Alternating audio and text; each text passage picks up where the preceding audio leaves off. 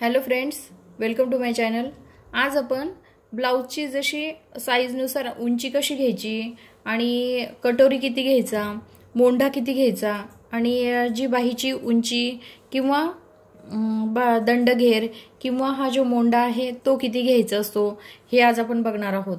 कारण काय होतं, लवकर लक्षात येत नाही की आपण उंची एवढी जर घेतली तर त्यासाठी गळा किती घेतला पाहिजे, किंवा आपण जर उंची घेतल्यानंतर आपल्याला हा मोंढा जो आहे हा कसा मोजायचा आहे किंवा परफेक्ट माप याचं कसं काढायचं आहे, तर आपण ह्या पद्धतीने आज आपण ह्या व्हिडिओमध्ये बघणार आहोत।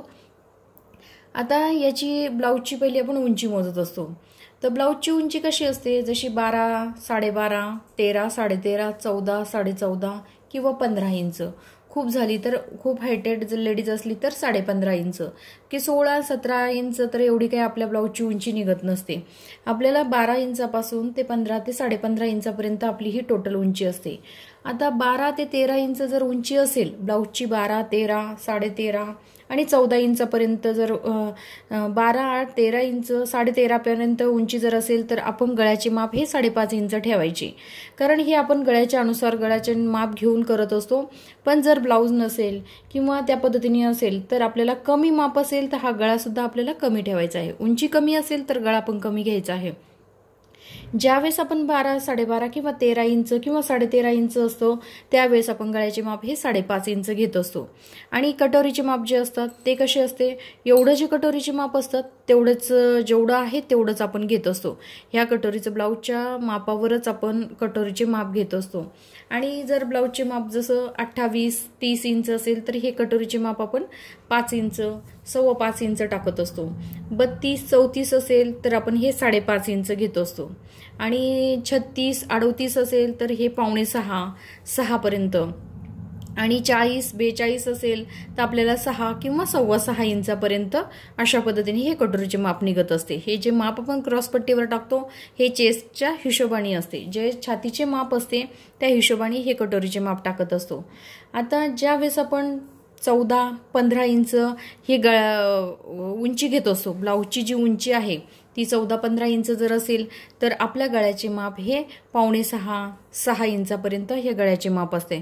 आणि ज्यावेळेस 15 इंचापर्यंत जरी असली तर 6 इंचाच्या पुढे आपण गळा कट कधीच नाही करायचा, कारण 6.5, 7 इंचापर्यंत पण गळा असू शकतो। पण काय करायचं, नेहमी गळा कटिंग करताना आपण हा थोडासा अर्धा इंच कमी कट करायचा असतो।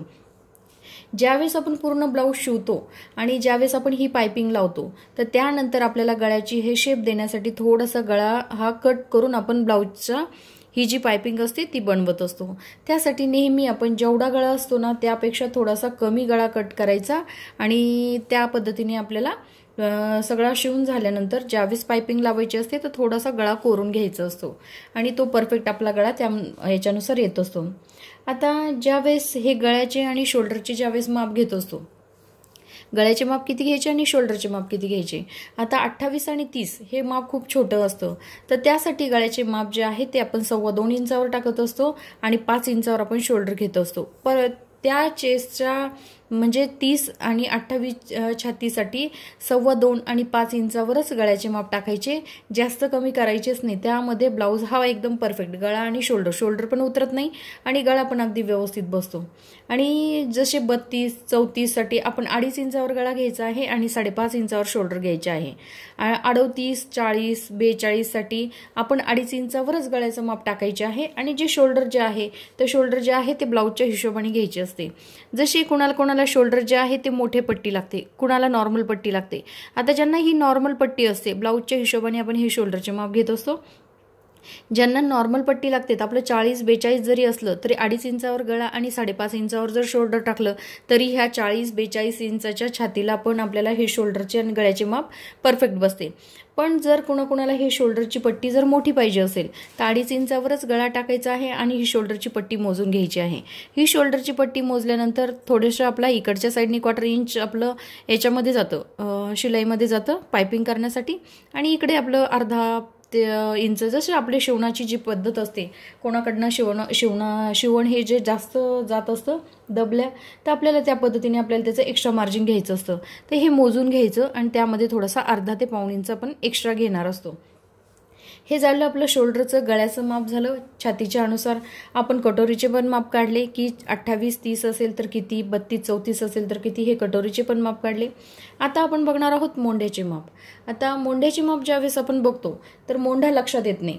तर ज्यावेळेस आपण उंची घेतो, ब्लाऊजची उंची जी आहे ती आपण पूर्ण उंची मोजायची. ही अशा पद्धतीने ब्लाऊजची उंची मोजायची आहे. आता ही उंची जर आपण मोजली, आता ही उंची आहे आपली जवळजवळ 14 इंच. 14 इंच आपल्या ब्लाऊजची उंची आहे. आता आपल्याला जर मोंढ्याचे माप कळत नसेल की किती मोंढ्याचे माप आहे आणि याला मोंढा किती घ्यायचा, आता जर आपली 14 इंच उंची भरत असेल तर आपल्याला काय करायचं आहे, ज्यावेळेस आपण मोंढ्याची कटिंग करतो तर त्यावेळेस आपल्याला जसे हे जे शोल्डर आहे याला व्यवस्थित ठेवून घ्यायचं आहे. आता मोंढ्याचे माप घेताना कसं करायचं, काही काहींच्या लक्षात येत नाही की कशा पद्धतीने. आता तसं जर बघितलं तर 28, 30 साठी आपण मोंढ्याचे माप, 32 साठी पण आपण मोंढ्याचे माप हे 5.5 इंचावर घेत असतो आणि 34, 36 साठी हे 5.25 इंचावर घ्यायचे आणि 38, 40 त्यासाठी आपण हे मोंढ्याचे माप 6 इंचावर घेत असतो आणि 40च्या पुढे जे असतात ते आपण इथे 6.5 इंचावर घेत असतो. पण एवढंही करून जर कधी कधी लक्षात येत नाही की आपण मोंढ्याचे माप परफेक्ट आलं की नाही, आपलं हे कमी जास्त होतं, तर त्यासाठी काय करायचं, हा जो पोर्शन असतो हा पोर्शन आपण मोजून घ्यायचा. आपण उंची मोजली, आपली उंची निघाली, पाठीमागच्या साईडने आपण ब्लाऊजची उंची मोजलेली आहे तर आपली उंची निघाली 14 इंच. आता 14 इंच उंची निघाल्यानंतर त्यामध्ये आपण 1 इंच मिळवत असतो, कशाला, शिलाई मार्जिंगसाठी. आता त्यामध्ये आपल्याला हा पोर्शन मोजायचा आहे. तर आपल्याला हा मोंढा काढायचा आहे. तर हा मोंढा काढण्यासाठी आपण हा पोर्शन मोजणार आहोत.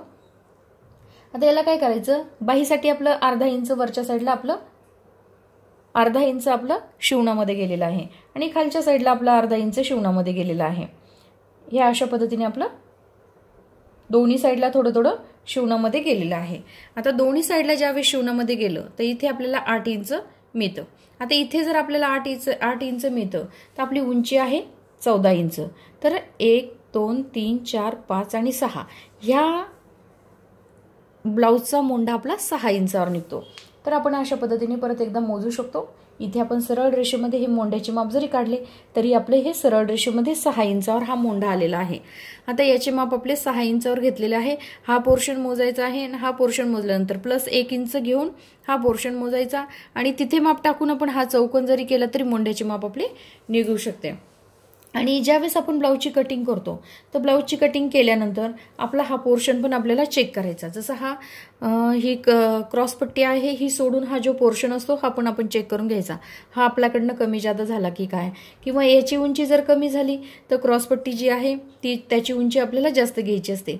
पण याची उंची एवढीच यायला पाहिजे, जेवढी उंची आपली बसते ब्लाऊजची याची पण उंची इथपर्यंत एवढीच यायला पाहिजे आणि क्रॉसपट्टीची उंची पण एवढीच, शिवणाचं सोडून क्रॉसपट्टीची उंची यायला पाहिजे. म्हणजे हा जो पोर्शन आहे हा व्यवस्थित येतो आणि आपला ब्लाऊज पण एकदम परफेक्ट बसतो. काय होतं काही काहींचे की ज्यावेळेस ब्लाऊजची उंची मोजतात हे करतात पण हा पोर्शन जो आहे मोंढा जास्त घेतला जातो आणि नंतर त्याची फिटिंग करता हा पोर्शन जो आहे तो कमी पडतो.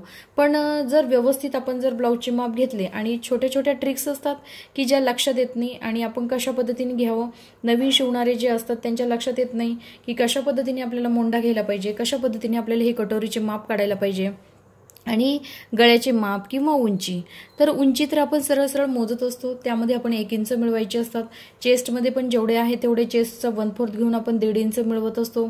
आणि ही मोंढा जो आहे तो आपण अशा पद्धतीने जरी काढला तरी आपल्याला परफेक्ट मोंढ्याचे माप निघत असतात. म्हणजे एवढा पोर्शन मायनस करायचा आणि उरलेला तो आपला मोंढा निघत असतो. शिवणाची साईड पण सोडून शिवणाची जी आहे ते पण आपण त्यामध्ये ऍड करायचे आहे. आणि हे पण चेस्टच्या अनुसार मी छातीच्या अनुसार तुम्हाला माप सांगितलेले आहे की 28, 30 साठी जसे 5 इंचापर्यंत, 32, 5.25 इंच, 34, 5.5 इंच आणि 36, 38 त्यासाठी आपण 5.25 आणि 40, 42 त्यासाठी आपण 6. काही काहींचे काय होतं, जसं हा छातीचा पोर्शन जो असतो हा मोठा असतो आणि बाकीचं जे आहे ते हे साईड जी आहे ही व्यवस्थित थोडीशी कमी असते.